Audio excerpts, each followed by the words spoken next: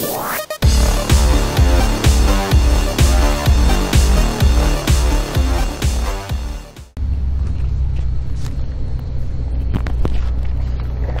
guys, this is Valentino, and bring you another quick update today. There's actually a couple of really nice things that were just announced, so I'm going to be talking to you guys about that, and as well as what's on my desk. I'm going to be bringing you guys things that are on my desk, things that I'm working on, such as maybe projects that I'm working on, and also things that I'm going to be learning about. So actually I'm going to be restructuring the way I'm doing the videos, so that you guys will have specific sections that you can skip to if you want to, or you know, things such as you know, what's on my desk. That's going to be one thing. Things that I'm working on, things that I have learned, things that I'm just coming across throughout the week.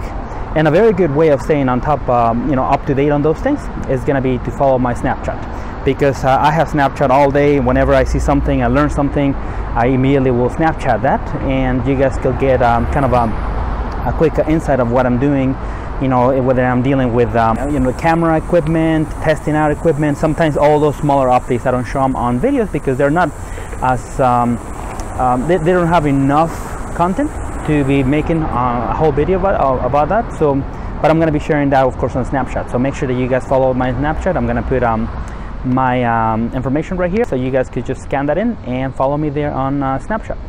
Also, highlights of news. So that's gonna be another section that I'm gonna have on my videos. So it's gonna be kind of an express way of just going through them.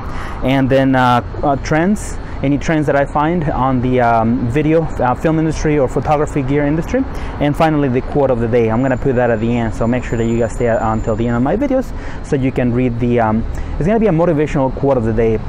Any quote that I hear that I find that it actually speaks into me, or speaks to me about maybe an important topic, or just to keep us all motivated, because artists is one of those things that there's always you know, just on a daily way, our daily lives, we tend to sometimes get distracted, or just a lot of things that we're dealing with. So that will help you guys, give you a little bit of motivation, and that's why people read motivational quotes, so that they can gather, you know, those insights from other people, from other artists or other individuals that have gone through the same troubles, and then they can learn, and we can all stay motivated together. So today I have a couple of things. One thing is that I bought this Neoprene stretchy wrap case, and I was looking for something like this. This is the one with the best reviews currently on Amazon, and what this one does, it protects your camera, and I'm going to show you guys what it does. Here's my camera. So it protects your camera, and it looks a little bit funny, but it does the job. It protects the camera, and so in here I have the 16 to 35 with the A7RII. It fits really good, actually. The only thing that I noticed that it doesn't have, it's it doesn't fit. It doesn't fit with the lens hood, so, but that's okay. The lens hood, you know, many times you don't use it indoors, and you know, if you're gonna use it outdoors, you can just put it in real quick. So I got that, and it's actually really good quality. It just fits. It just barely fits. So if you have a lens that is a little bit longer than a general 16 to 35, then you can definitely probably try it out. And if you don't like it, you can return it to Amazon. I mean, that's the cool thing about you know, the sellers there, especially this seller, that if you don't like it, they have great reviews, because they will, you know, give your money back. So go ahead and check it out. I'll put a link on the description so you guys could try it. And it's really important to have something to protect your camera, because you just don't want to throw it inside your bag and then you know, get scratched or something in there. So, and even if you have a camera bag that has nice padded sides, it's always nice to have an extra layer of protection just wrapping around your camera, so that you feel confident that you have that extra in case you don't want a lens to scratch your camera, or something else in there, a flash to scratch your camera, in case those foams or those paddings move around, right? So that's the reason I got that one. So I got that one in the mail. It's been working out really good. And I finished, of course, things on my desk is that I finished 3 small, just promotional clips, that edited clips that I did for some artists. I did it, of course, at the El Puente Festival, and so I did a couple of those clips for some performing artists there, and then I also did the video, a small promotional video for the it was a folklorical dance company, and they were at the Native American Connections parade, and you guys probably saw my last video, and I was there. I also did a video there just talking about the different trends and different things that I've seen in regards to drones and the handheld 3-axis stabilizers. But so those are the things that are on my desk that I'm just finishing up here. And a couple of highlights that I want to go ahead and share with you guys is I'm really excited about these. So one of them is the fact that they just announced today that there's going to be an update from Sony for the A7RII, and that's going to give you uncompressed RAW format for your images. So that will give you the 14-bit images, and of course, probably many people didn't know, but once you start getting into the technical aspects, is that compressed, you want to avoid any type of compression if you want to get the richest form of your image, or even video too. There's RAW for video as well.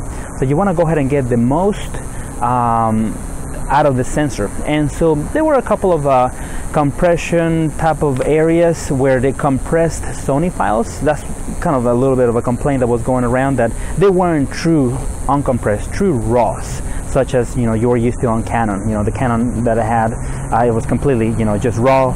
Gives you the 14-bit, great quality. You do with it, you're grabbing as much as you can from the sensor, and then the only way to get better quality is just to get a better camera. That's the only way. But if you are on top of your camera and you're taking an amazing photo, that's as much as you can get out of the sensor with an uncompressed RAW. So of course people were really asking for that, and there was actually a video that they did. I think this was either in Adorama or B&H. I think it might have been on B&H that they were talking to one of the Sony guys, and he said that they were paying close attention to what the people were asking, and if there was enough demand, then that they would actually have an update. And so they did, and that's something really nice to learn, is that whatever your clients is asking for, go ahead and do whatever you can to give it to them, and if it's possible within your capabilities. I'm always looking at these things what to learn from companies, and that's why the companies are so big. Not only because they sell, but because of the customer service. Right now, that's what we see the trend. Moving. A lot of people are buying mirrorless cameras. They're responding to what their clients' needs. They're responding to what people have been asking for, versus trying to, spoon feed you, like they say. Spoon feed you equipment as they seem fit, or as they believe that every few years you should only have these many features, or we're not going to give you this many features because our high-end cameras do have those features, and if we give them to you now, then you're not going to buy those high-end cameras. But most people that don't have money to spend $10,000 on the camera, they're not going to buy it anyways, so they're losing the clients. And so that's something really nice that Sony is doing, and so they released that today. It's going to be available on the 19th, October 19th, and it's going to give you the uncompressed RAW file, so that you can go ahead and just shoot with that, and then do all your post-processing, and there will not be any as they say cooked in compression. The last I think the current compression that it had to do with the curves. It was adjusting some of the curves for brightnesses and different, and you were losing some dynamic range, specifically when there was a big difference between brightness and shadows. That's where you will see more of that artifacts and those that compression. But now with the uncompressed RAW, you're good to go. So that's something I'm very excited for, because people were really asking for this on forums and different places. I mean, if you have a camera that is going to compete with the 5D Mark III or any higher end cameras, then you need to have uncompressed RAW. So that's one thing. And then the other thing is that the Sony released their Cybershot RX1R Mark II. And that is very small. It was one of those small kind of, they look almost like point and shoot cameras, but those that small little camera is a full frame camera, and also it is 42 megapixels, just like the the new A7RII, and then you also have great quality out of it that you're getting. It has a great lens. I think it's was reading is 32 millimeter f2. The camera does come with a little bit of a price tag. It's $3,200, so might as well get the A7RII, but you can get it because it's also very small. So it depends what you need. It's very, very small, and it packs a punch. So when I saw the specs, I'll put a link on there. You can check them out, and it's a really nice camera, very small, and it kicks butt. That's what it is. It just really kicks butt. And then they added actually something really neat that it is the first time we see it on cameras, which is the they added a variable optical low pass filter.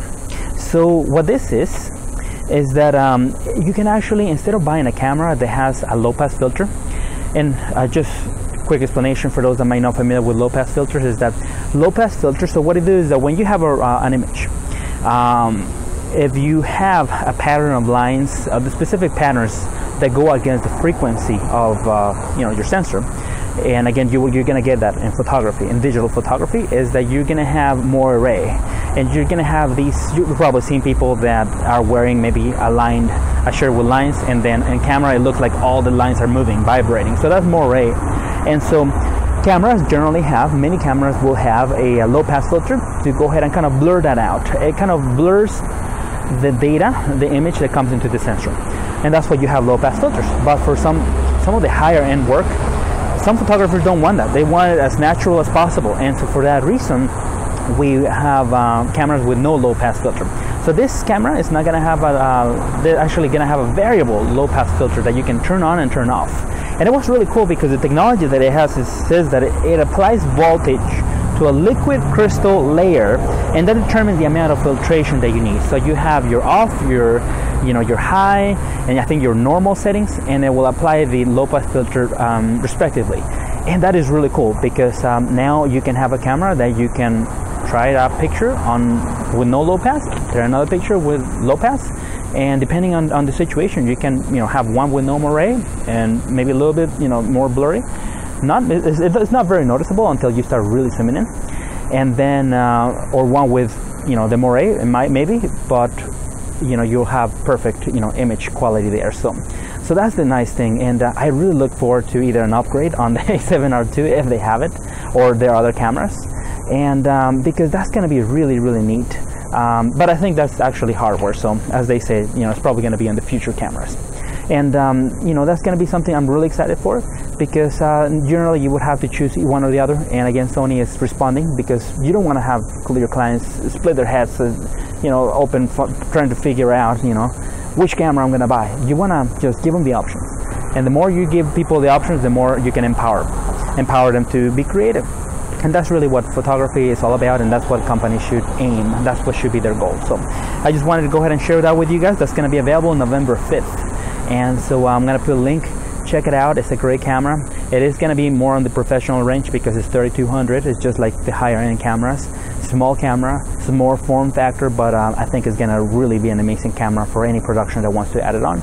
And sometimes you just want to have an extra camera for a quick low angle shot or something. So just wanted to go ahead and give you guys that update. Thanks so much for watching, and I'll see you guys next time. Bye.